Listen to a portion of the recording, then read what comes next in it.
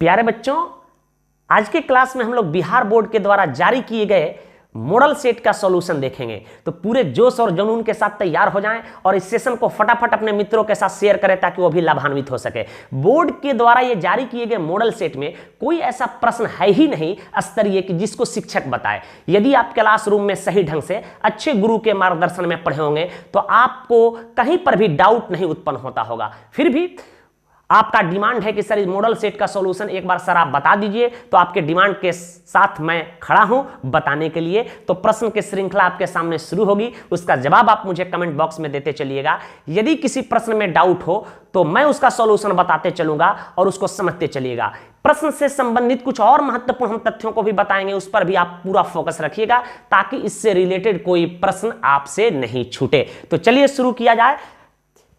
कोशिश करेंगे कि हम लोग बिहार बोर्ड में 70 में 70 मार्क्स आए हमारे।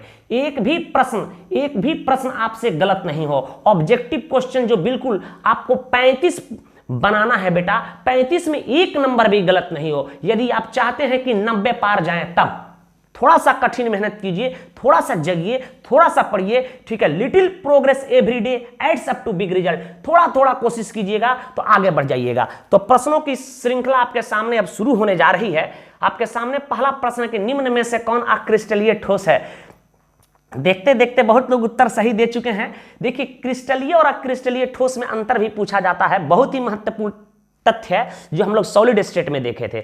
बताए थे कि वैसा ठोस जिसके अवयवी कण जो होते हैं एक निश्चित ज्योमेट्रिक पैटर्न में नहीं होते हैं, वही अक्रिस्टलीय ठोस होता है। और इसके कुछ प्रमुख उदाहरण भी आपको बताए थे कि कांच आ जाए, शीशा जिसको कहते हैं ग्लास, इसी को हम लोग सूडो सॉलिड भी कहते हैं। कांच आ जाए, कोई पॉलीमर आ जाए जैसे प्लास्टिक आ जाए, रबड़ आ जाए, नाइलॉन आ जाए, ठीक है। इसके अलावा कोलतार आ जाए, तो ये सब कैसे ठोस होते हैं? अक्रिस्टलीय। तो बहुत सिंपल एग्जांपल है, याद रखना है 4-5 एग्जांपल। इसके बाद जो भी आए जिसका सूत्र नजर आए, जिसके अवयवी कण में एक निश्चित ज्योमेट्रिक पैटर्न हो, वह क्या होंगे? हमारा अक्रिस्टलीय ठोस, या उसी को कहेंगे हम लोग क्रिस्टलाइन सॉलिड। तो देखिए P4O10 तो होगा ही नहीं, देख रहे हैं कि इसका सूत्र है, तो यह नहीं होगा, यह क्रिस्टलीय ठोस है। P4 भी नहीं होगा, एक मॉलिक्यूलर सॉलिड है, याद रखिएगा। क्रिस्टलीय सॉलिड में भी ये मॉलिक्यूलर सॉलिड है, याद रहे। ग्रेफाइट भी नहीं होगा, एक ऐसा है कोवैलेंट सॉलिड है। जानते हैं कि ग्रेफाइट का फॉर्मूला C ही यूज करते हैं। इसमें कार्बन की हाइब्रिडाइजेशन sp2 होता है और इसकी स्ट्रक्चर कैसा होता है? हेक्सागोनल परतदार, हेक्सागोनल परतदार होता है, हेक्सागोनल परतदार होता है, याद रखिएगा। और फ्री इलेक्ट्रॉन के कारण यह विद्युत का चालक होता है। और कोई पूछे कि ग्रेफाइट कैसा ठोस है, तो याद रखना है कोवैलेंट सॉलिड। ठीक है। इसी प्रकार कार्बन के एक और अपरूप हीरा है जिसमें कार्बन की हाइब्रिडाइजेशन sp3 होती है, उसकी संरचना टेट्राहेड्रल होता है, वो भी कोवैलेंट सॉलिड है। अब दिखाई दे रहा है बाबा प्लास्टिक साहब दिखाई दे रहे हैं, तो प्लास्टिक ही तो उत्तर होगा। इसके जगह पर हमको कोई भी प्लास्टिक दे देता, टेफ्लॉन दे देता, बैकेलाइट दे देता, बिल्कुल नाइलॉन दे देता, कोई भी पॉलीमर आ जाता, क्या होता हमारा यह अक्रिस्टलीय ठोस। इसके जगह पर ग्लास दे देगा, कहिएगा ये भी उत्तर सही है। इसके जगह पर रबड़ दे सकता है, कहिएगा यही हमारा उत्तर सही है। ETC हो सकता है कि नहीं, इसका भी स्क्रीनशॉट ले, आगे की ओर हम लोग बढ़ते हैं। बहुत ही महत्वपूर्ण प्रश्न आपके सामने आ रहा है, पूछ रहा है कि बॉडी सेंटर्ड यूनिट सेल में कुल कितने एटम होते हैं। तो आप लोग यूनिट सेल पढ़े हैं कि स्पेस लैटिस का वह छोटा खंड जिसके पुनरावृत्ति से क्रिस्टल का निर्माण होता है, उसी को हम लोग यूनिट सेल कहते हैं। जिस प्रकार दीवार का निर्माण ईंटों से हुई है, उसी प्रकार छोटे छोटे खंडों से बना होता है क्रिस्टल। या भी कितने प्रकार के होते हैं? 2 प्रकार का, primitive unit cell, non primitive unit cell. इसका क्लासिफिकेशन पढ़ लिए थे, उसी में हम लोग देखे थे body centred unit cell. Body centred unit cell के बारे में हम एक चीज बताए थे आपको कि क्या होते हैं इसमें। एटम जो होते हैं घन के कोनों के अलावा, ठीक है, एक बॉडी में भी होते हैं। मान लिया जाए कि यहां अवयवी कण इस कॉर्नर पे है, इस कॉर्नर पे है, इस कॉर्नर पे है, इस कॉर्नर पे है, इस कॉर्नर पे है, 8 कॉर्नर के अतिरिक्त कहां पे हो? एक बॉडी में हो, तो इसको कहते हैं हम लोग BCC, body centred unit cell. अब बताओ एटम की संख्या निकालना है, तो एटम निकाल रहे हैं। देखो तो एटम ऑन कॉर्नर क्या हो जाएगा? 8 एटम, इसका कंट्रीब्यूशन 1/8 होता है, क्या आ जाएगा? 1 आ जाएगा। Atom in body, atom in body कह दे, बॉडी में निकालो, बॉडी में कितने एटम है? 1 है। और इसका योगदान कितना होता है? 100% होता है, याद रखिएगा। तो इसको 1 मान ले बेटा, 1 मान ले। इसका योगदान 1 होता है तो बराबर 1 मान लेते हैं। फेस पे नहीं होता है, कोर पे नहीं होता है, तो टोटल एटम कितना दिखाई दे रहा है बेटा, टोटल एटम कितना हो गया, 2 हो गया। यदि बॉडी सेंटर्ड यूनिट सेल पूछे तो उसमें कुल एटम की संख्या कितना होगा बेटा जी, 2 होगा। किसी को दिक्कत, इसी प्रकार एफसीसी पूछ दे तो यही याद रखिएगा, फेस सेंटर्ड यूनिट सेल पूछ दे तो इसमें एटम की संख्या कितना होता है, 4 होता है। आपको निकाल के भी बताए थे, अभी याद रखना है बहुत कम समय में। जो नए स्टूडेंट इसको देख रहे हैं याद रखना, फेस सेंटर्ड यूनिट सेल पूछे, face centred cubic unit cell में पूछे, उसमें एटम की संख्या 4 होगा। इसी प्रकार आपसे पूछ दे सिंपल क्यूबिक में, सिंपल क्यूबिक में पूछे, सिंपल क्यूबिक में या कहे प्रिमाइटिव यूनिट सेल में पूछे, इसको प्रिमाइटिव यूनिट सेल पी से डिनोट करते हैं, उसमें कुल एटम की संख्या कितना होगा, 1 होगा। चूंकि केवल अवयवी कण 8 कॉर्नर पे होते हैं। कोई पूछ दे आपसे side centred unit cell, side centred unit cell, side centred unit cell, इसी को हम लोग क्या कहते हैं, सी से डिनोट करते हैं। इसी को हम लोग इंड सेंटर्ड यूनिट सेल भी कहते हैं। क्या कहते हैं बेटा, इंड सेंटर्ड यूनिट सेल हम लोग पढ़े हैं। हिंदी से आसान है कि इसकी इंग्लिश टर्मोलॉजी को याद रखें। इसमें क्या होता है, 8 कॉर्नर पे होता है, तो 8 corner into 1/8 is equal to क्या हुआ, 1 हो गया। और अपोजिट फेस पे 2 होते हैं, तो 2 अपोजिट फेस पर उसका कंट्रीब्यूशन 1/2 होता है, तो 2 into 1/2 is equal to 1, 1 + 1 is equal to 2। इसमें भी कुल एटम की संख्या 2 होता है। या कई बार बिहार बोर्ड में पूछा गया HCP unit cell, HCP hexagonal close packed unit cell में कितने हमारे एटम होते हैं, तो 6। तो इसको याद भी रखिएगा एक साथ, ताकि कोई भी प्रश्न पूछे आपको कहीं दिक्कत नहीं हो। आगे की ओर बढ़े। बहुत लोग का उत्तर सही था, जो पढ़े हैं उनका उत्तर सही ही होगा। जो फर्जी पढ़ाई पढ़े हैं, ये गेस पेपर, फर्जी गेस पेपर के चक्कर में लगा हुआ है, फोटो स्टेट के दुकान पर घूम रहा है, उससे तो बेटा कुछ होगा नहीं। क्लासरूम में टोटल सिलेबस, इंटायर सिलेबस पढ़ के जाओ, कहीं कोई प्रश्न फंसेगा ही नहीं बेटा। और यदि तुम सोच रहे हो कि इतनी लंबी कोर्स, यही कोर्स जेईई और नीट की होती है, हम 3 माह में 2 माह में पढ़ लें, ठीक है, सफलता के लिए कोई शॉर्टकट नहीं होता है, पढ़ना ही पड़ेगा आपको। आगे की ओर बढ़े। प्रश्न कह रहा है कि घनाकार क्रिस्टल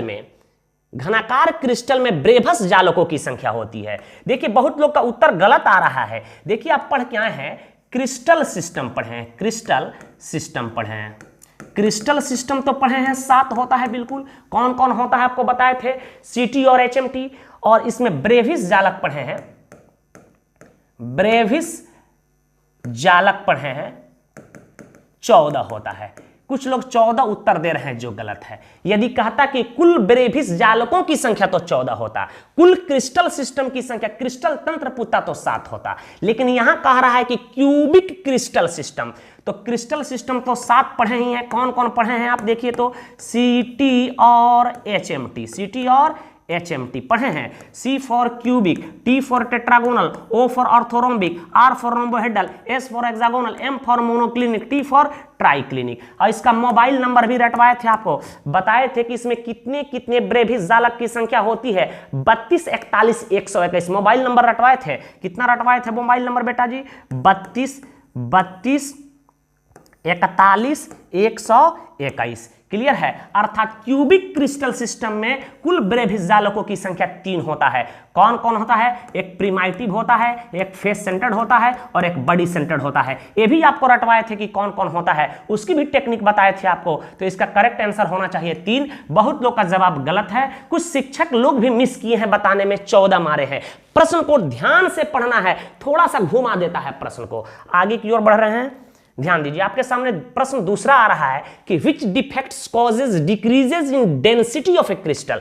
तो आप देखिए, हम लोग स्टाइकियोमेट्रिक डिफेक्ट में देखे थे, स्टाइकियोमेट्रिक डिफेक्ट में देखे थे वैकेंसी डिफेक्ट, इंटरशियल डिफेक्ट जो नॉन आयनिक कंपाउंड में पाया जाता है, ठीक है। और उसके बाद देखे थे शॉर्टकी डिफेक्ट और फ्रैंकल डिफेक्ट जो आयनिक कंपाउंड में पाया जाता है। शॉर्टकी डिफेक्ट में देखे थे कि क्रिस्टल के जालक बिंदु से केटायन और एनायन अभागा दोनों भाग जाता है, उड़िया जाता है। तो बताओ, केटायन एनायन दोनों भाग गया, हमारा में से मान लो ये दोनों हाथवा भाग गया, तो हमारा वजनवा घट जाएगा कि नहीं, मेरी डेंसिटी घटेगी पलटेगी कि नहीं। तो याद रखना कि शॉर्टकी डिफेक्ट के कारण ही यहां घनत्व तो क्या होती है, प्रभावित होती है, या यूं कहें कि डेंसिटी क्या होती है, डेंसिटी हमेशा याद रखिए घटती है। फ्रैंकल डिफेक्ट में नहीं होता है, घनत्व अप्रभावित होता है। शॉर्टकी डिफेक्ट और फ्रैंकल डिफेक्ट बार बार प्रश्न पूछे जाते हैं, दोनों को पढ़ के जाइएगा। एक और इससे तथ्य याद रखिएगा कि एक AgBr एक ऐसा सॉलिड है, AgBr एक ऐसा सॉलिड है जिसमें यह दोनों दोष पाए जाते हैं, शॉर्टकी डिफेक्ट भी पाया जाता है, फ्रैंकल डिफेक्ट भी पाया जाता है। ये कई बार पूछा गया है। एफ सेंटर के कारण पढ़े होंगे, क्रिस्टलों में गहरा रंग उत्पन्न होता है, तो एफ सेंटर से भी कई बार प्रश्न पूछे गए। शॉर्टकी फ्रैंकल डिफेक्ट को आप ध्यान से पढ़ के जाइएगा। इसी में metal access defect, metal deficiency defect पढ़ाए होंगे, उसको भी आप एक बार देख लीजिएगा। सॉलिड स्टेट बड़ा ही महत्वपूर्ण यूनिट है। तो आगे की ओर हम लोग बढ़ रहे हैं। क्वेश्चन संख्या 4 के बाद हम लोग 5 देख रहे हैं। कह रहा कि मोलारता को व्यक्त किया जाता है। देखिए तो मोलारिटी यही न है, मोलारिटी बराबर क्या होता है बेटा, मोल्स ऑफ सॉल्यूट, यही पढ़े हो, moles of solute. Moles of solute किस में होगा, मोल में ही होगा। अब बट्टा क्या होता है, mass of solvent, mass of solvent, mass of solvent किस में होता है बेटा जी, केजी में होता है। बता केजी को ऊपर भेजेंगे, इसका यूनिट क्या आएगा, यूनिट क्या आएगा बेटा जी, कहना कि सर मोल पर केजी आएगा। मोलारिटी पूछ रहा है ना, सॉरी मोलारिटी पूछ रहा है बेटा, यहां देखो मोलारिटी पूछ रहा है ना, हमको लगा कि मोलालिटी पूछ रहा है। देखो मोलारिटी पूछ रहा है ना, तो मोल्स ऑफ सॉल्यूट होता है। अब बट्टा होता है volume of solution, volume of solution किस में होना चाहिए, लीटर में होना चाहिए। लीटर को ऊपर भेज दो, क्या भेज दो, लीटर को ऊपर। तो इसका यूनिट क्या आ रहा है बेटा, मोल पर लीटर, मोल पर लीटर। इसका मतलब 1 लीटर विलियन में कितना मोल कोई सॉल्यूट घुला हुआ, उसी को मोलारिटी कहते हैं। याद है, मोल पर लीटर। तो देख कहां आंसर दिखाई दे रहा है, सारे लोग का उत्तर सही है, बिल्कुल मोल पर लीटर उत्तर होना चाहिए, ग्राम पर लीटर गलत गलत गलत गलत, किसी को दिक्कत। तो यूनिट पूछने का मतलब है कि बच्चा को डिफिनीशन आता है कि नहीं। कंसंट्रेशन टर्म से तो हमेशा 1-2 नंबर का ऑब्जेक्टिव पूछा ही जाता है, या तो मोलारिटी से पूछे, या मोलालिटी से पूछे, या मोल फ्रैक्शन से पूछे, यही 3 से घुमा के पूछता है, प्रतिशत से कभी नहीं पूछेगा। तो इसका भी स्क्रीनशॉट लें, आगे की ओर हम लोग बढ़ते हैं।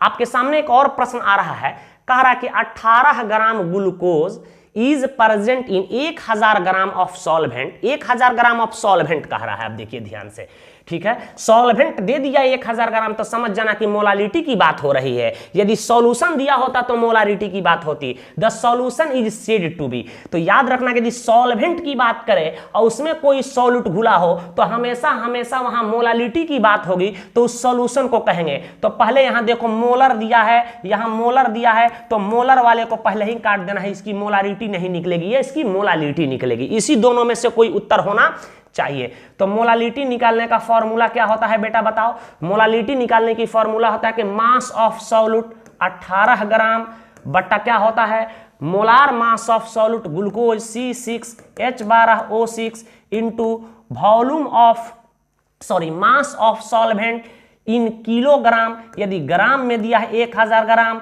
तो ऊपर भी हम 1000 से गुणा कर देंगे। सॉल्यूशन कर लो, 18 ग्राम गुणे 1000 कर दो। ग्लूकोज का मोलार मास तुम जानते हो कितना आएगा, 180 ग्राम पर मोल आएगा, 180 ग्राम पर मोल, और नीचे हमारा 1000 कर दो ग्राम। क्लियर है, किसी को दिक्कत है? 1000 तो ग्राम किलोग्राम में चेंज हो गया, किसमें बदल गया बेटा, किलोग्राम में, किलोग्राम में चेंज हो गया।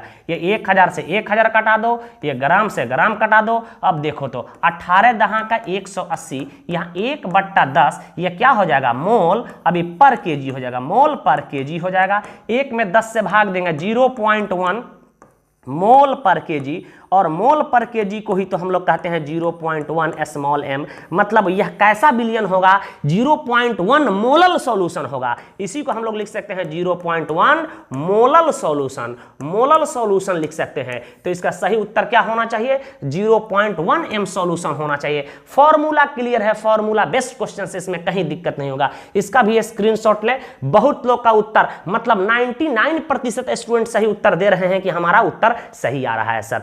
आगे की ओर बढ़े, किसी को डाउट हो तो पूछना। एक कह रहा कि सर कहां से केजी ले रहे, बकलोल 1000 है, 1000 से भाग दे दी तो क्या हो गया, इसको केजी में बदल गया कि नहीं। ऐसे देख लो, नहीं समझ में आ रहा है तो ऐसे देखो, बकलोल है तुम लोग पक्का। अरे बकलोल पहले ही 1000 ग्राम है, तो यहाँ सॉल्वेंट हमारा कितना दिया है, सॉल्वेंट दिया है 1000 ग्राम, 1000 ग्राम, इसको 1000 से भाग दे क्या, ये 1 kg चेंज हो गया क्या, अब मोलालिटी निकल जाएगा क्या, बताओ तो 18 ग्राम अब बटा 180 ग्राम पर मोल, 180 ग्राम पर मोल, अब बटा कौन चीज लिख देंगे 1 kg, अब बताओ 1 kg लिख सकते हैं कि नहीं, बोलो 1 kg, ग्राम से ग्राम कटा दो, 18 दहा के 180, 1/10, ठीक है, 1 से गुणा करेंगे वही आएगा, पर मोल ऊपर जाएगा तो मोल हो जाएगा, केजी ऊपर जाएगा तो पर मोल केजी बराबर 0.1 m, उत्तर आ रहा है कि नहीं। थोड़ा सा दिमाग चलाओ यार, केजी को ग्राम में कैसे बदलेंगे, ग्राम को केजी में कैसे बदलेंगे, सब छोटा छोटा यूनिट को कन्वर्ट करना आना चाहिए आपको। आगे की ओर बढ़ते हैं। आपके सामने आ रहा है कि किसी तनु घोल का अणु संख्य गुण धर्म निर्भर करता है। आप पढ़े कॉलिगेटिव प्रॉपर्टी कि कॉलिगेटिव प्रॉपर्टी किसी डाइल्यूट सॉल्यूशन का वह गुण है जो सॉल्यूट के प्रकृति पर निर्भर नहीं करता है, सॉल्यूट की मोलों की संख्या पर निर्भर करता है, उसमें घुलने वाले पदार्थों की मोलों की संख्या पर, उसकी मात्रा पर निर्भर करता है, उसी को तो कॉलिगेटिव प्रॉपर्टी कहते हैं। अब देखो, नेचर ऑफ सॉल्यूट, सॉल्युबिलिटी की प्रकृति पर निर्भर नहीं करेगा, द नेचर ऑफ सॉल्वेंट ये भी निर्भर नहीं करेगा, the number of particles of solute, बिल्कुल हमारा क्या होगा, यही होगा, सॉल्यूट के कणों की संख्या पर निर्भर करेगा, the number of particles of solvent नहीं होगा, ठीक है। सॉल्यूट की मोलों की संख्या पर, सॉल्यूट की कणों की संख्या पर जो गुण निर्भर करे उसी को हम लोग कॉलिगेटिव प्रॉपर्टी कहते हैं। और कॉलिगेटिव प्रॉपर्टी कितने होते हैं बेटा, 4 होते हैं। पहला को पढ़े थे RLVP, दूसरा को पढ़े थे परासरण दाब, तीसरा को पढ़े थे हम लोग कौन सी, डेल्टा TB, क्वथनांक में उन्नयन, चौथा हम लोग पढ़े थे डेल्टा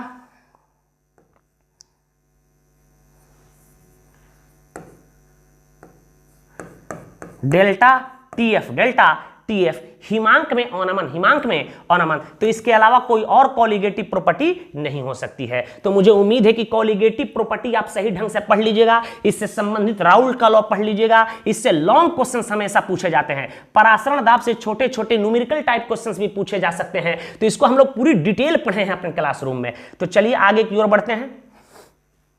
एक प्रश्न और आपके सामने आ रहा है कि विलयन के परासरण दाब को किस संबंध से व्यक्त किया जाता है। देखिए, परासरण दाब का तो फॉर्मूला पढ़े हैं, पाई बराबर CRT पढ़े हैं, जहां C क्या है, मोलर सांद्रण है, R क्या है, सॉल्यूशन कांस्टेंट है, T क्या है, टेम्परेचर है। क्या इसको हम ऐसे लिख सकते हैं क्या बेटा जी, देखो तो इसी को तो कल लिख सकते हैं, पाई C इक्वल टू क्या लिख सकते हैं, RT लिख सकते हैं कि नहीं।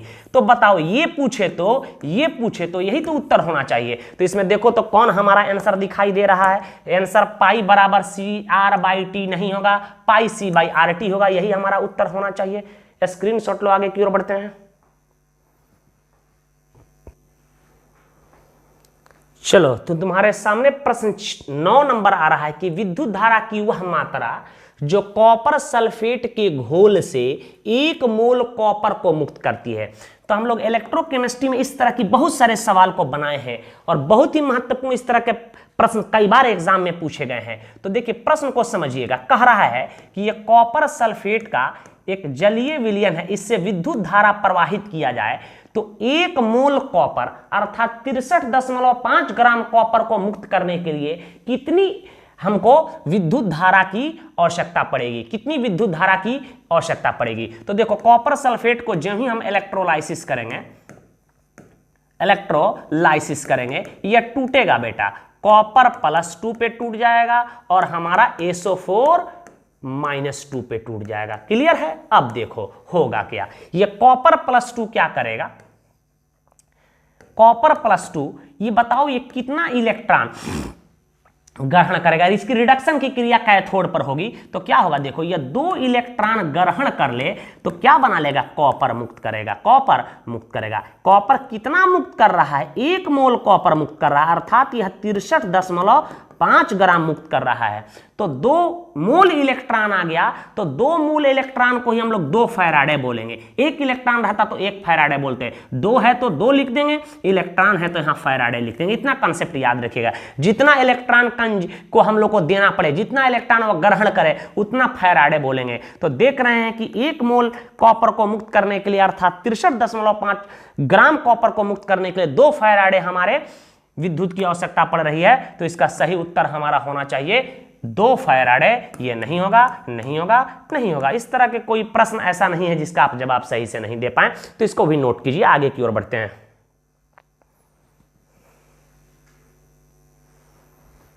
देखिए, इलेक्ट्रोकेमिस्ट्री में फैराडे का प्रथम नियम, दूसरा नियम आपको बिल्कुल याद होना चाहिए। इसके अलावा प्राइमरी सेल क्या है, सेकेंडरी सेल क्या है, कौन कैथोड होता है, कौन एनोड होता है, ईएमएफ से रिलेटेड न्यूमेरिकल कराए हैं वो भी आपको याद होना। साल्ट ब्रिज क्या है आपको बताए थे, नस्ट का समीकरण क्या है, मोलर चालकता, तुल्यांकी चालकता, विशिष्ट चालकता का परिभाषा और उसकी मात्रक भी याद होना चाहिए। मानक इलेक्ट्रॉन विभव क्या है, ये जितनी छोटे छोटे प्रश्न आपको हम गेस करवाए थे वो सब बिल्कुल देख के जाइएगा एग्जाम में। फैराडे का नियम तो कई बार पूछा गया है एग्जाम में, देखिए आ ही गया। फैराडे के विद्युत विच्छेदन के प्रथम नियम को व्यक्त करने के लिए निम्नलिखित में कौन सा समीकरण सही है। देखिए, फैराडे का प्रथम नियम, दूसरा नियम को हम लोग देखे थे। फैराडे का प्रथम नियम हम लोग पढ़े थे बेटा, W बराबर ZIT पढ़े थे हम लोग। देखिएगा, हम लोग क्लासरूम में ZIT पढ़े थे। क्या इस Z के जगह पर, I के जगह पर, T के जगह पर, यदि I के जगह पर जो एम्पियर करंट है उसको हम लोग W बराबर क्या लिख सकते हैं, ZCT लिख सकते हैं। W क्या है, पदार्थ की मात्रा है। क्या इसी को हम लोग लिख सकते हैं कि M = ZCT लिख दे कोई किताब, तो दिक्कत है क्या, ZCT। तो देखो, W बराबर ZIT कहो तो, W बराबर ZCT कहो तो, एम्पियर यहां करंट हो गया, बात एक चीज है। C for current, I for ampere है, या M बराबर उस मुक्त पदार्थ की मात्रा M है, तो M बराबर ZCT होगा। तो WZIT ना देके कंफ्यूज करने के लिए M बराबर ZCT दिया है, तो ये हो जाएगा फैराडे का प्रथम नियम और दूसरा नियम। एकदम निश्चित रूप से आप पढ़ के ही जाइएगा एग्जाम में। आपके सामने एक और प्रश्न पूछ रहा है, किसी विलयन की सांद्रता घटने से निम्नलिखित में क्या परिवर्तन होता है। आपको एक बात बताए थे, ध्यान दीजिएगा, कि टेम्परेचर बढ़ता है तो याद रखिएगा चालकता बढ़ता है। टेम्परेचर बढ़ता है तो चालकता बढ़ता है। नंबर्स ऑफ आयन बढ़ता है, नंबर्स ऑफ आयंस बढ़ता है तो याद रखिएगा उसकी चालकता बढ़ता है, याद रखिएगा। तीसरी बात बताए थे कि उसकी मोलर चालकता जो होता है, मोलर चालकता, एकदम इलेक्ट्रोकेमिस्ट्री में नोट में लिखवाए हैं सब। मोलर चालकता जो होता है इनवर्सली प्रोपोर्शनल होता है कंसंट्रेशन का या उसकी मोलारिटी का। यदि विलयन को जितना ही तनु किया जाए, वह विलयन जितना ही तनु होगा, उसकी सांद्रण को जितना ही घटाएंगे उसकी मोलर चालकता बढ़ेगी। तो कह रहा कि सांद्रण घटने के साथ निम्नलिखित में क्या परिवर्तन होते हैं। कह रहा कि मोलर कंडक्टेंस इंक्रीज, बिल्कुल सही बात है, ठीक है। मोलर कंडक्टेंस डिक्रीज, तो बाकी को काट देंगे। याद रखिएगा कि सांद्रण घटती है, मोलारिटी उसकी घटेगी तो उसकी मोलर चालकता बढ़ती है।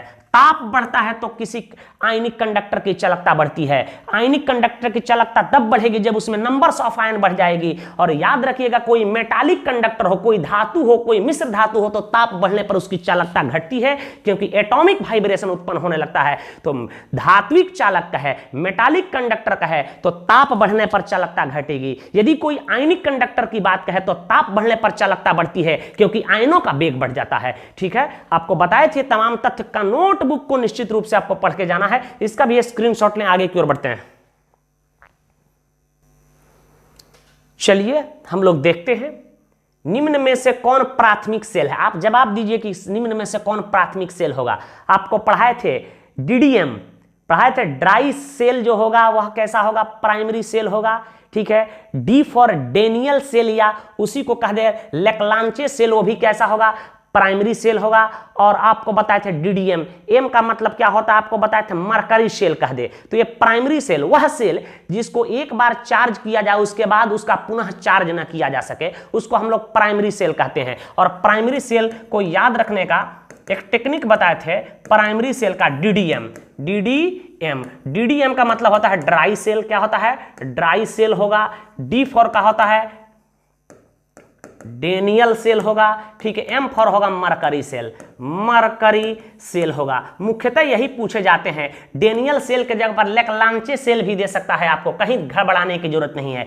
बाकी सेल जिसको एक बार डिस्चार्ज होने पे हम चार्ज कर ले उसको कहते हैं secondary cell. Lead storage battery दे दे या उसी को लेड एक्यूमुलेटर दिया है यहाँ। ठीक है। लेड स्टोरेज बैटरी, जो घर में इन्वर्टर वाला बैटरी यही यूज करते हैं, लेड एक्यूमुलेटर बैटरी।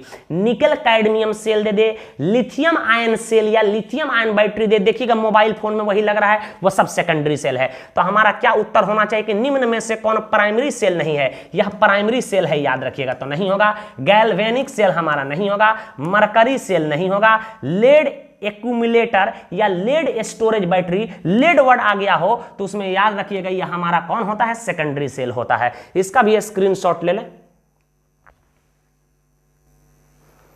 आगे की ओर बढ़े। प्राइमरी सेल, सेकेंडरी सेल हमेशा देता है एग्जाम में। कौन सेल में कौन एनोड होता है, कौन कैथोड होता है, इसको भी आप निश्चित रूप से पढ़ के जाइएगा। इस व्यू से नहीं पढ़ना है कि हमको बिहार बोर्ड का ही एग्जाम देना है, इस व्यू से भी पढ़ना है कि हमें जिंदगी में कुछ करना है।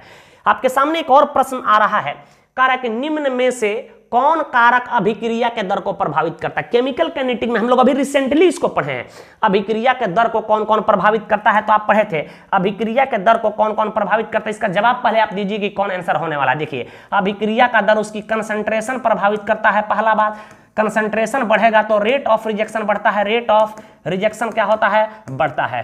ठीक है। दूसरा बात आपको बताए थे कि टेम्परेचर, ताप बढ़ेगा, टेम्परेचर भी रेट ऑफ रिजेक्शन बढ़ता है। अर्हेनियस ने अपने प्रयोग के आधार पर क्या बताया कि 10 डिग्री सेल्सियस ताप बढ़ता है तो अभिक्रिया की दर कितनी हो जाती है? 2 गुनी हो जाती है। याद रखिएगा, क्वेश्चन पूछ दे कि 10 डिग्री सेल्सियस तापमान को बढ़ाने पर अभिक्रिया की दर जनरली कितनी हो जाती है? 2 गुनी हो जाती है। सरफेस एरिया बढ़ता है, आपको बताए थे सरफेस एरिया बढ़ता है, सरफेस एरिया बढ़ता है तो रेट ऑफ रिजेक्शन बढ़ जाता है। याद रखिएगा, लाइट के उपस्थिति में कुछ अभिक्रियाएं बहुत तीव्र गति से होती है, उसको फोटोकेमिकल रिजेक्शन कहते हैं, अर्थात प्रकाश की उपस्थिति में अभिक्रिया की दर बढ़ जाती है।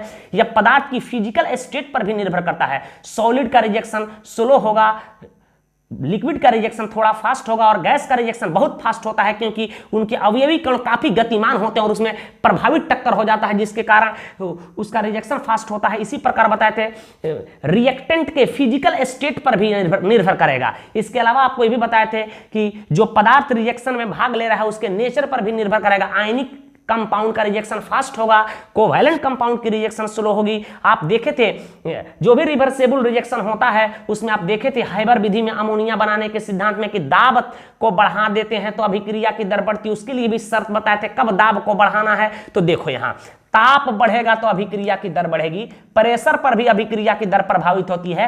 ठीक है, ये निर्भर करेगा कि रिजेक्शन कैसा हो रहा है। दाब भी अभिक्रिया के दर को प्रभावित करेगा, टेम्परेचर भी करेगा, कंसंट्रेशन भी करेगा, अर्थात यह तीनों जो चीज है अभिक्रिया के दर को प्रभावित करता है। याद रखिएगा कि 10 डिग्री सेल्सियस ताप को बढ़ाने पर अभिक्रिया की दर कितनी हो जाती है? दुगुनी हो जाती है। तो केमिकल काइनेटिक में हम रेट ऑफ रिजेक्शन पढ़ाए थे, उसका यूनिट बताए थे, उसी में बताए होंगे कि आपको अभिक्रिया के दर को प्रभावित करने वाले कारक कौन कौन है। उसको अच्छा ढंग से पढ़ लीजिएगा। कभी कभी लॉन्ग क्वेश्चंस में भी दे देते कि अभिक्रिया का दर क्या है, इसके प्रभावित करने वाले कारकों का उल्लेख करें। तो इसका भी स्क्रीनशॉट ले लें आप। आपके सामने एक प्रश्न और आ चुका है, कह रहा कि शून्य कोटि की अभिक्रिया के लिए वेग स्थिरांक की इकाई है। शून्य कोटि की अभिक्रिया, प्रथम कोटि की अभिक्रिया, द्वितीय कोटि की अभिक्रिया, हमेशा शून्य कोटि और प्रथम कोटि की अभिक्रिया से सवाल पूछे जाते हैं। आपको बताए थे कि प्रकाश की उपस्थिति में होने वाली अभिक्रियाएं कैसी होती हैं? शून्य कोटि की होती है। तो पहचान भी बताए थे हम आपको। ठीक है, उत्प्रेरक की उपस्थिति में होने वाली अभिक्रिया कैसी होगी, विखंडन अभिक्रियाएं कैसी होगी, रेडियो एक्टिव पदार्थ जो टूटता है वह कैसी होगी, तो इसकी पहचान भी आनी चाहिए। अब आइए हम लोग अपने टॉपिक पे आते हैं कि शून्य कोटि की अभिक्रिया का वेग स्थिरांक। ये हल करने से पहले एक चीज मैं बता दूं आपको, रेट ऑफ रिजेक्शन का यूनिट क्या होता है। आप पढ़े हैं कि इकाई समय में रिएक्टेंट या प्रोडक्ट के सांद्रण में परिवर्तन के दर को ही हम लोग कहते हैं रेट ऑफ रिजेक्शन। यहां हम लोग देखे थे चेंज इन कंसंट्रेशन, देखे थे चेंज इन कंसंट्रेशन अब बटा टाइम इंटरवल, यही देखे थे ना, time interval. Change in concentration, concentration हमेशा मोलारिटी के फॉर्म में लेंगे बेटा। तो देखो तो मोल पर लीटर, और टाइम का यूनिट हम जो मन करे सो ले सकते हैं। यहां जनरली टाइम का मात्रक सेकंड लेंगे या आप मिनट भी ले सकते हैं। तो बताओ अब इसका यूनिट क्या हो जाएगा? मोल पर लीटर पर सेकंड, या इसी को लिख सकते हैं हम लोग क्या, मोल पर लीटर पर मिनट या मोल पर लीटर पर टाइम लिख सकते हैं, जनरली यही यूज होता है। इसको कहते हैं हम लोग रेट ऑफ रिजेक्शन का यूनिट। अब कह रहा है रेट कांस्टेंट क्या है, तो रेट कांस्टेंट भी हम लोग सीखे थे।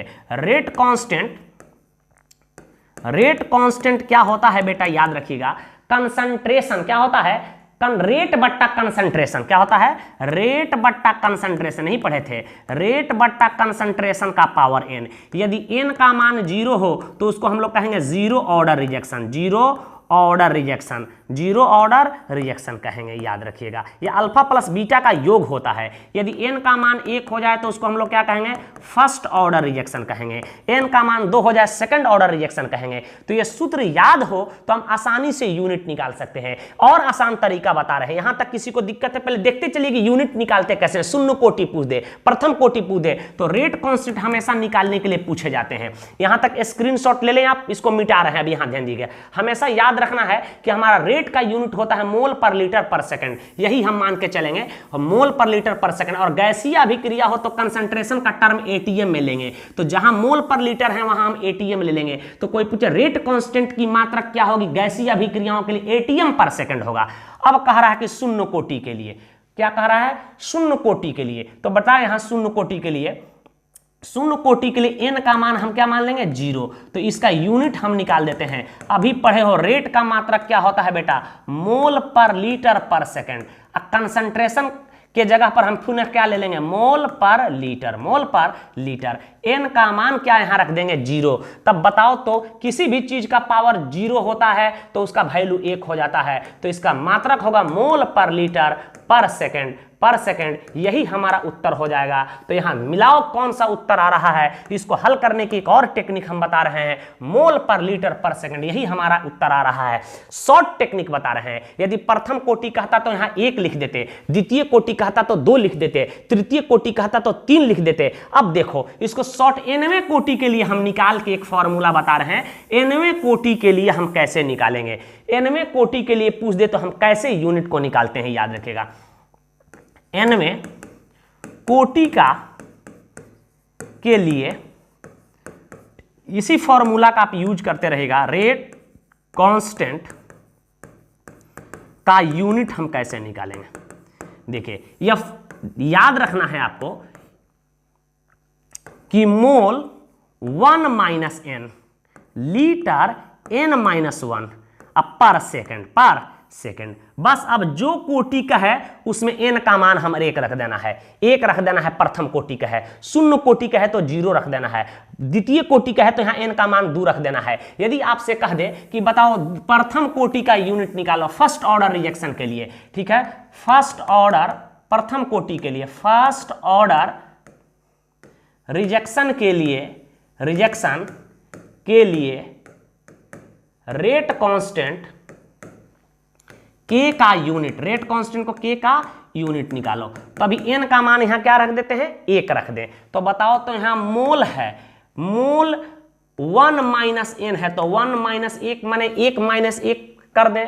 लीटर क्या है, n-1 है, तो 1 माइनस 1 कर दें, पर सेकंड कर दें। अब बताओ 1 में से 1 गया 0, मोल के पावर 0, लीटर का पावर 0 पर सेकंड। किसी भी चीज का पावर जब 0 होता है तो उसका वैल्यू 1 होता है, अर्थात आ गया पर सेकंड। यह भी कई बार पूछा गया है। तो इस सूत्र के सहारे आप first order, second order, third order किसी भी कोटि के रेट कांस्टेंट का आप यूनिट निकाल सकते हो। तो टेक्निक याद रखना है, मलाई तुम्हारे पास खुद आ जाएगा। और हमेशा रेट किस फॉर्म में लेंगे, मोल पर लीटर में लेंगे।